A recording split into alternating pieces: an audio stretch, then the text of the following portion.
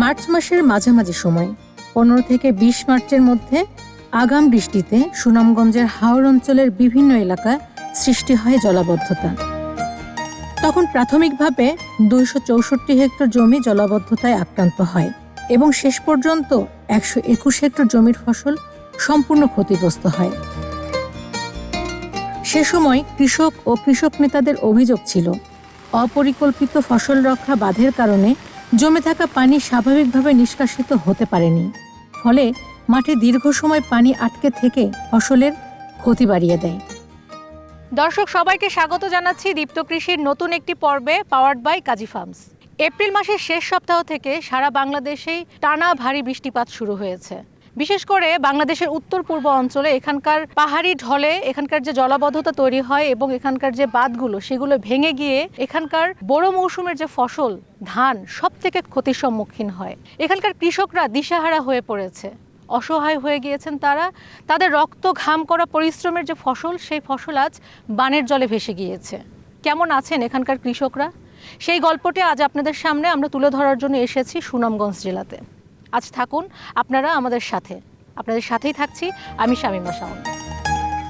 এরপর এপ্রিলের শেষ সপ্তাহ থেকে আবারও শুরু হয় টানা বৃষ্টিপাত।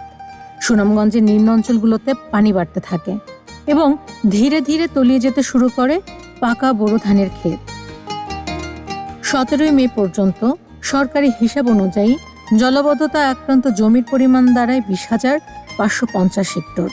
এর মধ্যে সম্পূর্ণ ক্ষতি হয় 16,396 হেক্টর জমির ফসল। চাচা, আপনাদের তো এখানকার খুব বড় রকমের ক্ষতি হয়ে গিয়েছে, সেটা আসলে ভাষায় প্রকাশ করার মতো না। আপনি কেমন ক্ষতির সম্মুখীন হলে এটা যদি একটু বলতেন। আমি ক্ষতির সম্মুখীন হয়েছি অনেক, কারণ আমার প্রায় 25 একর জমি, এগুলো সবগুলো ক্ষতি হয়েছে। ধান কাটার পরে শুকানো যেতেছে না, এটা হলো বড় ক্ষতি। আমি যতটুকু জানি যে আপনাদের ধান যদি নির্দিষ্ট একটা সময় পর্যন্ত ভেজাও থাকে, তারপরে ওই ধানগুলো আপনার যে রাইস মিলগুলো সেখানে বিক্রি করা যায়, তো সেটা কি এখন করতে পারছেন না? না, এই বছরটা হয়েছে যখন বৃষ্টি নামছে তখন মিল মালিকগুলো প্রথমে ধান ক্রয় করছে। বৃষ্টি শুরু আর বন্যার কারণে তারা সবাই বন্ধ করে দিছে।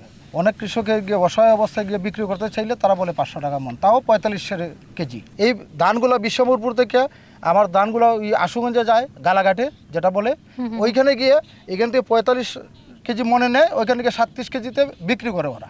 মানে আমরা কৃষকরা অসহায় ওদের কাছে।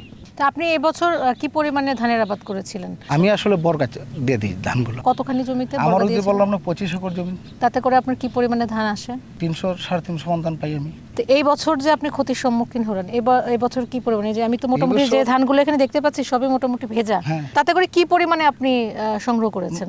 মানে সংগ্রহ বলতে এই ভিজাগুলোই আছে। কত পরিমাণটা কি? এই তো 100 মণ হতে পারে। এই ধানগুলো এখন এই যে নিয়ে যাচ্ছে কোথায়, কি করবে? ওইখানে একটু উঁচু জায়গায় নিতেছি, এখন তো বৃষ্টির পানিতে ধান শুকানোর মতো ব্যবস্থা নাই। আমি যতটুকু জানি যে ধান কেনারও সরকার থেকে একটা উদ্যোগ নেওয়া হয়েছে, এটা জানেন তো? হ্যাঁ, এটা জানি, আজকে থেকে উদ্বোধন। আচ্ছা, কিন্তু কৃষকে মনে হয় না এই বছর ধান দিতে পারবে। অন্যান্য বছর যখন দেখা যায় ধান পায় না, তখন অসিলেস ধান কেনা বন্ধ করে দেয়। আচ্ছা, আপনি একটু আমার বলেন তো, এটার যে ক্ষতির যেটা হয়েছে, এই মানে কি ক্ষতিটা হবে আমাকে যদি একটু বুঝায় বলেন আর কি, যে আলটিমেটলি এই যে পুরো ধানটা তো আপনার পুরো ভেজা। ধানটা আপনি এই ধানটা কিন্তু পুরো পাকা না, এটা 50% পাকা। এখানে যে আমি দেখতে পাচ্ছি যে কিছু কিছু কাঁচা আছে, কাঁচা, আর ওই যে সবুজগুলো এগুলো কাঁচা, এগুলো চাউল হবে না। এগুলো শুকানোর পরে বাতাসে যখন আমরা ওই যে উড়াইমু, ধান উড়ানি বলি আমরা, এটা উড়ানির পরে এটা ডাস্ট হয়ে যাবে, আর ওই যে এই পাখাগুলো শুধু থাকবে। দর্শক, কিছুই আসলে বলার নাই। এই মানে অসহায় মুহূর্ত, আসলে প্রকৃতির উপরে তো আমাদের আসলে কারোরই আসলে হাত নাই। ক্ষতির সম্মুখীন তো আপনারা মাঝে মধ্যেই হন, প্রতি বছর না হলেও তো আপনার অন্তত 2 বছর 3 বছর পর পর একবার। আপাতত আমাদের ধরেন 17 সালে একটা ওই অকাল বন্যা হয়েছিল, তখন সারা বাংলা কিশোরগঞ্জ সুনামগঞ্জ সবগুলো তলিয়ে গেছে কাঁচা ধান। এরপরে মোটামুটি কয়েক বছর আমরা ভালো পাইছি। এটা যদি আমাদের সরকার মহোদয়, আমাদের ওই যে পাহাড়ি সাইড, তো পাহাড়ি সাইডে কিছু নালা আছে, নদী নালা, এই নদীগুলো খনন করে যদি নদীর মধ্যে এনে পালায়, তো এই পানিটা হাওরের মধ্যে ঢুকতো না। আমাদের এদিকে বৃষ্টি হইলে পরে পাহাড়ের ওই যে উজান সাইডে যে বৃষ্টিগুলো আছে, বৃষ্টির পানির নালা আছে, বিভিন্ন নালা, এই নালা হইয়া এই হাওরের মধ্যে ঢুকে। আপনাদের এখানে আর কোন কোন ধরনের সমস্যা হয়? মানে আমাদের হাওরের সমস্যাগুলো, হাওরে জাঙ্গাল জাঙ্গাল বলতে ওই যে আইলের মতো আপনার রাস্তা, যেটা রাস্তা আমরা গ্রামের ভাষায় বলি জাঙ্গাল, এগুলো ওই যে ধান লাগানোর সময় যে বীজগুলো নিতে হয় তখনও একটা সমস্যা হয়, নিতে পারে না, অনেক কষ্ট হয়। মানে পরিবহনের সমস্যা পরিবহনের আপনাদের। সমস্যা, মাথায় ঘুরে নিতে হয়, অনেক কষ্ট হয়। এই ধানগুলো যখন আপনারা কাটেন, এই ধানগুলো কাটেন কি দিয়ে? কাঠের হারভেস্টার দিয়ে, শুকনোর সময় হারভেস্টার, আর ওই যে বৃষ্টির পানি আসলে পরে তখন লেবারের সংকট। এই বছর লেবারের সংকট ছিল, হ্যাঁ, লেবারের তো সেটা কি আপনার এই যন্ত্র দিয়ে কাটার ফলে সেটা কি কিছুটা কি আপনারা? যন্ত্র দিয়ে কিছুটা কাটা হয়েছে, তারপরে ওই যে লেবারের সংকট, মানে 1,30% জমিন আমাদের 4,000 টাকা দিয়ে কাটতে হয়েছে। আমি আশা করছি যে আপনাদের এই যে সংকট, এবছরের সংকটের সম্মুখীন হয়েছেন এবং এটা আগামী বছর আশীর্বাদ হয়ে ফিরে আসবে আপনাদের কাছে। পরিস্থিতি মোকাবেলায় বিভিন্ন এলাকার কৃষকরা নিজ উদ্যোগে বাঁধ কেটে পানি নিষ্কাশনের প্রস্তুতি নেন, কিন্তু তাদের দাবি প্রশাসনের বাধার কারণে সেই উদ্যোগ বাস্তবায়ন করা সম্ভব হয়নি। রহমান ভাই, আপনি তো একজন বর্গা চাষী, তো এবছর তো আসলে আপনারা যারা কৃষকরা আছেন তারা অনেক ক্ষতির সম্মুখীন হলেন। অতিরিক্ত ক্ষতি। সেই 2017 সালে একরকম একটা ক্ষয়ক্ষতির মধ্যে পড়েছিল আপনাদের এই অঞ্চলের কৃষকরা। তো এবছরও ওরকম একটা ক্ষতির সম্মুখীন আপনারা হয়েছেন বা হবেন আগামী দিনগুলোতে। তো বর্গা চাষী হিসেবে আপনি কতখানি জমিতে ধান চাষ করেছিলেন, আমরা কি অবস্থা আপনার যদি একটু বলতেন? 30 কানি হয়, 30 কানি জমি লাগাইছি, কিছু লেনা দেনা করেও লাগাইছি। আমরা তো মনে হলেন আপনারা কই আমার বিদেশিও নাই, কিচ্ছুও নাই, কষ্ট মষ্ট করিয়া ওই বর্গা চাষি করিয়া আল্লাহ বহু জায়গাত উঁচু লেভেলে তুলছে।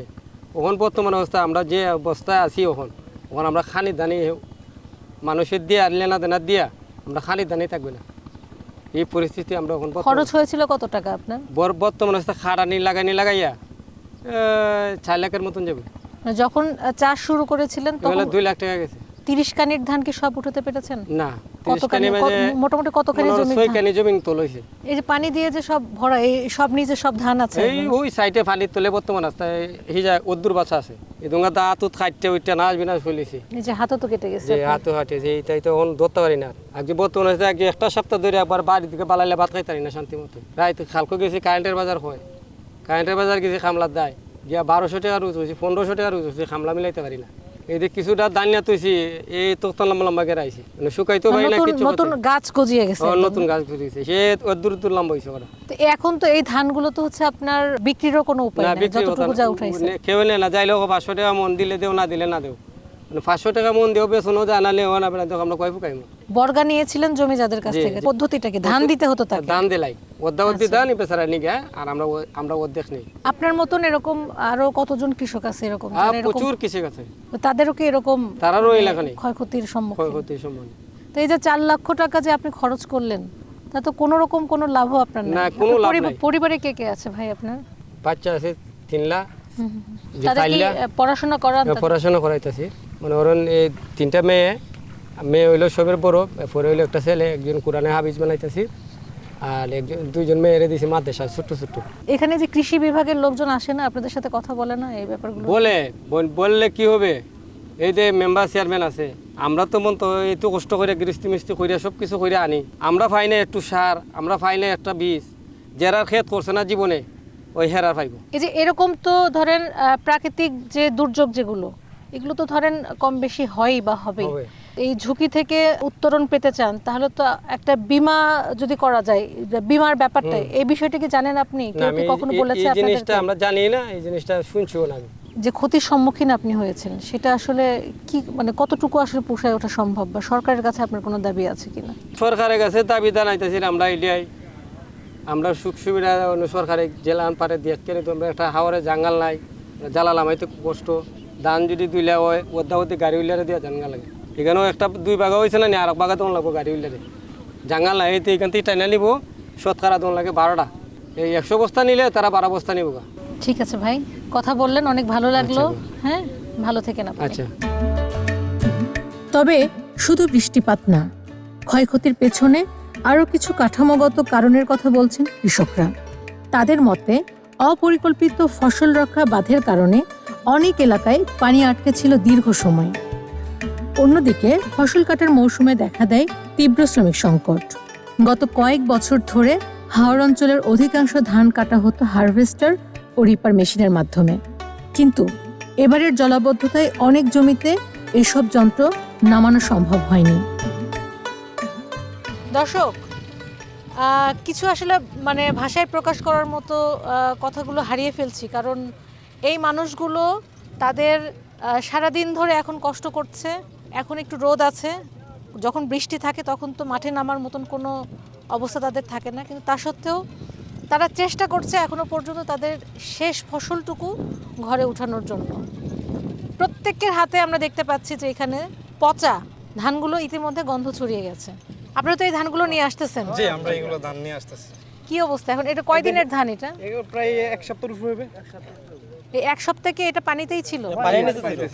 আমরা এই ধানটা যখন প্রথমবার পানি আসছিল তখন বা কাইটা আনছি, এই পর্যন্ত এখানে তোয়া ওই বৃষ্টির কারণে আর এটা বোমা দিয়ে মারাতে পারতেছি না, তো এইখানে এই অবস্থা ধানগুলো রয়ে গেছে। তো আরো আমাদের জমি রয়ে গেছে। এখানে আপনারা যারা আছেন সবাই তো হচ্ছে আপনার মানে নিজেদের জমি, নাকি বর্গা চাষি কেউ আছে? সব নিজের জমি। নিজেদের জমি, সব নিজেদের জমিতে চাষ করছেন? জি। আচ্ছা, আমি একটু চাচার কাছ থেকে শুনি তো। আপনি এই পাশে আসেন। চাচা, আপনি কত বছর থেকে ধানের আবাদ করেন? ধানের আবাদ আমার 50-60 উপর। মানে আপনার কৃষি জীবনের বয়সই হচ্ছে 50-60 বছরের মতো। এই এত বছরের মধ্যে এরকম যে আপনার মানে এরকম বন্যা হয়, এরকম কতবার দেখেছেন? 2-3 বার দেখছি, আর এবার দেখলাম নাকি এর মাই আর দেখছি উঠছে না। আচ্ছা, তো এবার তো অনেক ক্ষতি ও সম্মুখীন না, হলেন। সবটাই ক্ষতি, তো সবটাই ক্ষতি হয় না। ধান তো সব কাটাও না খাটা হয়েছে না, রয়েছে। মানে এই যে ধানগুলো যে কাটলেন, হ্যাঁ। এই ধানগুলোকে আপনি রাখতে পারবেন? কি আপনারা তো তো করবো প্রত্যেকের মাই, হাতে আমরা তো ধান অনেক আছে। গরিব মানুষ, তা তো যেসলা লুগাই টুগাই খাইতো ঘুমরে মাই, না খাইলে তো আমরা অবস্থা নাই। ঋণ ফিন আছে, আঙ্গা ডাঙ্গা আছে, খেত বেত করছি, ঋণ ফিন করি না তো মাই তা না করে করবো কিন্তু আমরা গৃহস্থ মানুষের মাই। আমি যাই কৃষকের তো কোনো লাভ নাই রে মাই, অনেক করছি, অনেক ট্যাক্সি রে মাই। আমরা পরিবারে কে কে আছে আপনার? পরিবারও আছে আমার 2 ফুলা 2 ঘুরি আর নিজের মা। লস তো হলো, লস এতে এর প্রভাবটা পরিবারের উপর পড়বে না? তো লসই করছি রে মাই। প্রত্যেকটা ধানই এখানে দেখেছি একদম শেখ পচে গেছে এবং দুর্গন্ধ বের হইছে।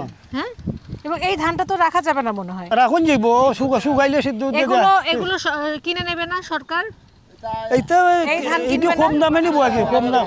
এগুলো বিক্রি করা যেত তো এগুলো কি করবেন তাহলে? এগুলো তো যে শুকাইয়া মানে যারা হাঁস পালে তাদের কাছে বিক্রি করবো, তাদের কাছে বিক্রি করবো কম দামে। কত টাকা করে বিক্রি করবেন মন? এটা 500 টাকা যাইব আর কি। 500 টাকা মন বিক্রি করবেন। আর ভালো ধান যদি থাকতো? আচ্ছা, একজন একটু বলেন আমাকে, চাচা বলেন। ভালো এই ধান হচ্ছে যে আপনার 1000 টাকা মন ধরেন বিক্রি করবেন। যদি ভালো ধান পাইতেন তাহলে কত টাকা? বালাদান পাইলে 1000-1200। 1200 টাকা। সরকারের কাছে কি কোনো দাবি জানাতে চান? সরকারের কাছে আমাদের একটাই দাবি যে আমাদের যে কৃষকরা আছেন যে জমিন করার সময় যে আমরা অনেক কোনো কষ্ট হয়, মানে আমরা রাস্তা নাই, মানে দানার মতো কোনো কারা নাই, রাস্তা নাই, এই জন্য আমরা খুব কষ্ট হয়। মানে কষ্ট করতে গিয়েও যে পানির কারণে আমরা ধান তুলতে পারতেছি না, মানে বৃষ্টির কারণে আমরা ধান শুকাইতেও পারতেছি না, মানে ধান পচে যাইতেছে।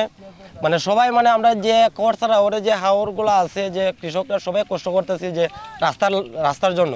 আর আমরা মানে মেনও তো মানে রাস্তা নাই আর কারা নাই, তার জন্য আমরা খুব কষ্ট হয়, মানে কষ্ট করে আমরা জমিন মানে ফসল ফলার লাগে।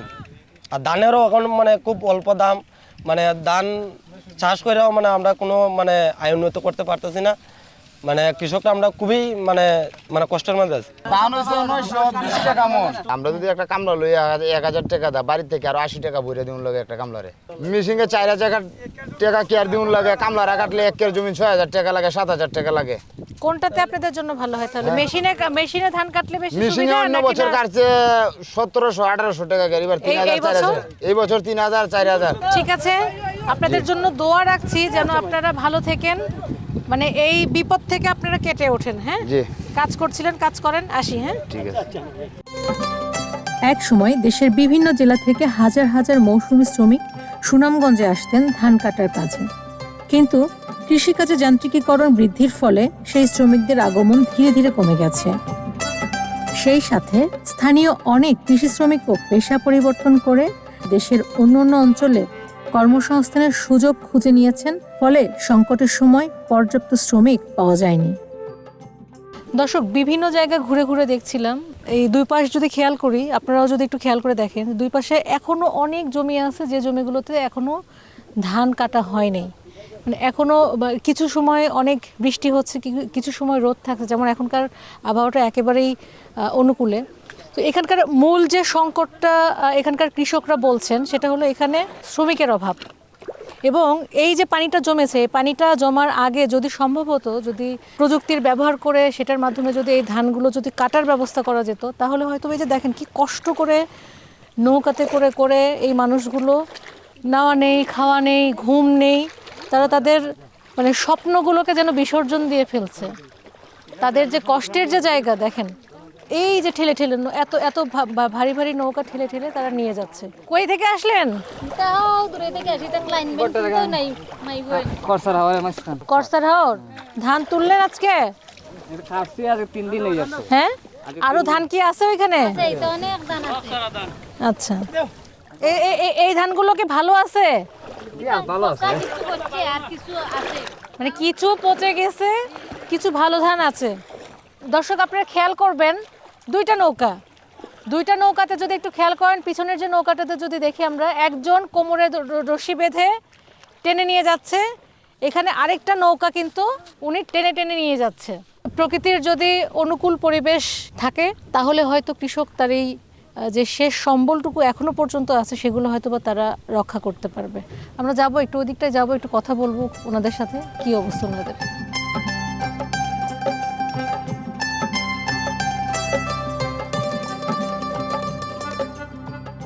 চাচা অনেক বছর তো কৃষি কাজ করছেন। জি, আজকে বয়স আমার 85 চলের। আমি শুরু থেকে কৃষি কাজ করি। আপনাদের এখানে তো খালি ধান আর ধান। ধান আর ধান, আমরা তো খালি ধান না তো। আমি 2 কানি জমি করছি কৃষি, ঝিঙ্গা, পুরল, কাঠফুল, এরপরে শসা, বাইগুন। সবজিও চাষ করেন? সবজি চাষ করছি আমি, 2 কানি জমি করছি সবজি চাষ। আপনি নিজের জমি? নিজের জমি। এই ধানের যে চাষ করেন এখানে? না, এটি আমরা বাগা কাটি। ও, আপনার কি মানে ধান কাটতে ধান আসছেন? কাটতাম আছি আমরা, বাড়ি হচ্ছে আপনার ওই পাহাড়ের লগে বাগা ধান কাটতাছি। আচ্ছা আচ্ছা আচ্ছা। এই দিনে এখন তো আমি যতটুকু শুনলাম যে এখানে হচ্ছে যে এবার শ্রম দেয় যারা, এই ধান টান কেটে দিয়ে সহযোগিতা করে, এই মানুষগুলোর সংকট পড়ছে। এটার কারণটা কি? অন্য জায়গায় গেছে গা, আপনার বরফ গেছে গা, কুমিল্লা বামন বাড়ি গেছে গা, অনেক নোখালি গেছে গা। আমরা তো আসি যে আমরা বাড়িতে গিয়ে নেওয়া করে আনছি। আমরা কিন্তু কাজের মানুষ না, আমরা তারা জোর করিয়া মায়া মহব্বত করে আমরা আনছি। আমরা ওই জমিন কাটতেছি, 200 করে টাকা দিতেছে প্রতি কেয়ারে। কয়টা থেকে কয়টা পর্যন্ত কাজ করেন এখানে? মনে করেন 200 টাকা যে পাচ্ছেন আপনি? না, 200 টাকা আপনার আমরা বসি দিতেছে। আর ইসা ধান নাম 6 ইসা দর, 5 ইসা দর, 5 পুরা বইলে 60 পুরা তারা 1 পুরা আমরা। ও, ধান নেবেন? হ্যাঁ, ধান নিব। আর হচ্ছে যে আর জমিন থেকে প্রতি কেয়ারে 200 টাকা দিব। চুক্তি করে হচ্ছে আপনারা করতেছেন আর কি। ঠিক আছে চাচা, কাজ করেন। আপনারা তো কাজ করতেছিলেন এখানে, সবাই একসাথে কাজ করছেন। খাওয়া দাওয়া করেছেন দুপুরে? না, এখনো খাওয়া দাওয়া করছি না, খাই মানে মূর্তি আইনি এখনো তো। এরপরে তারা নৌকায় লয়ে যাবো ধান, আমরা নিলাম না, আমরা খালি কাটতে দলা করবো। অনেক ধন্যবাদ। এর ফলাফল একদিকে জলাবদ্ধতা, অন্যদিকে শ্রমিক সংকট ও যান্ত্রিক সুবিধার সীমাবদ্ধতা, সব মিলিয়ে সুনামগঞ্জের হাওরের কৃষকদের বড় একটি অংশকে বহন করতে হয়েছে ব্যাপক ফসল হানির বোঝা। কৃষক তার স্বপ্নকে, তার সন্তান সমতুল্য যে ফসল, সেই ফসলকে তারা ঘরে তুলে নিয়ে যাচ্ছে। দর্শক, বড় ভাই আসসালামু আলাইকুম, একটু আসেন, কথা বলবো। এবছর কি পরিমাণে আপনার মানে ক্ষয়ক্ষতি হলো? অনেকই তো হয়েছে, অনেক দানি। নিজের জমি না বর্গানিয়া? না, এটা বর্গানিয়া সব। কতখানি বর্গানিছেন? 17 গানি।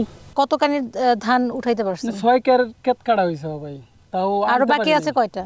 এখনো রয়েছে মনে আরো 7-8 কের মতো রয়ে গেছে। সেগুলো কি উঠাইতে পারবেন কি মনে হয়? এখন তো পরিবেশটা তো, এখন আকাশ তো ভালো মনে হয়। হ্যাঁ হ্যাঁ, আশা আছে। মানে যদি বৃষ্টি যদি না নামে তাহলে এইভাবে এই যে কষ্ট করে যে নৌকায় করে করে যে ধান কেটে আনতেছেন, এভাবে আনতে হবে। হ্যাঁ, এভাবে আনতে হবে। আর আপনাদের পথ তো মনে হয় এইটাই, সবাই যে ধান নিয়ে যাচ্ছে এই পথেই। এই পথেই। তো মেশিন দিয়ে ধান কাটেন নাই আগে? না, আগে তো মেশিনে আউরে নামে নাই, আউরে নামলে মেশিনটাই বেজাগা। তাও নামা দিয়া। শ্রমিক কি পাইছেন ঠিকঠাক ধান কাটার জন্য? শ্রমিক তো এখন কম। কত টাকা করে শ্রমিক মজুরি দেন?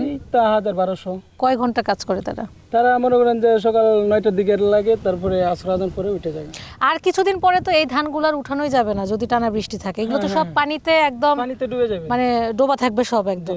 ঠিক। অনেকেই বলতেছে একমাত্র সমাধান যদি এখানে এই খাল খনন বা রাস্তা যদি করা যায়, তাহলে অন্তত আপনারা একটা রাস্তা যদি আমরা হিমাতর থেকে ওই বিলপার পর্যন্ত হয়ে যায় তখন আমরা সবচেয়ে সুবিধা হয়। সাইডে দিয়ে একটা খাল হয়ে গেলেও স্টিল নাও যদি দৌড়ানো যেত তাইলে আর এতটা ক্ষয় করতে হতো না। আমরা কি চান, কি করলে এখানকার কৃষকরা মানে আমরা অন্য কিচ্ছু চাই না, আমরা শুধু চাই এই দিক দিয়ে একটা রাস্তা হইতো, একটা পাকা রাস্তা হোক, একটা খাল হোক, যাতে আমরা গাড়ি ঘোড়া নিয়ে ভিতরে ঢুকতে পারি আর ধানগুলা নিয়ে বাইরে হইতে পারি। এতটুকু যদি হয় তাহলে আমরা এই যে এত কষ্ট করতেছি এত কষ্ট করা লাগে না, বুঝছেন না? ঠিক আছে ভাই, কথা বললাম, কাজ করতেছিলেন, কাজ করেন। নিশ্চয়ই আল্লাহ আপনাদের পরবর্তী বছর এবার যে পরিমাণে ফসল পেয়েছেন আগামীবার নিশ্চয়ই আরো অনেক বেশি ভালো ফসল পাবেন এবং আপনাদের এবছর ক্ষতির পরিমাণটা অন্তত আগামী বছর পুষিয়ে নেবেন নাকি? হ্যাঁ, দোয়া করি আল্লাহর কাছে। হ্যাঁ, পরিশেষে প্রশ্ন থেকে যায়, হাওরের কৃষিকে রক্ষায় ফসল রক্ষা বাঁধ ব্যবস্থাপনা, পানি নিষ্কাশন পরিকল্পনা এবং কৃষি শ্রম ব্যবস্থাপনার মধ্যে কী ধরনের পরিবর্তন আনা প্রয়োজন? কারণ হাওরের কৃষকদের জন্য সময় মতো পানি নামা এবং সময় মতো ফসল কাটা দুটি সমান গুরুত্বপূর্ণ। কৃষি বিষয়ে যে কোনো তথ্য জানতে ও জানাতে লিখতে পারেন এই ঠিকানায়। দীপ্ত কৃষি, প্লট 7/A/গ, তেজগাঁও শিল্প এলাকা, ঢাকা 1208। আপনারা চাইলে ইমেল করতে পারেন krishi@dipto.tv এই ঠিকানায়, অথবা ফোন করতে পারেন 0178-768-2832 নম্বরে। শুক্রবার ছাড়া প্রতিদিন সকাল 9টা থেকে বিকেল 5টা পর্যন্ত।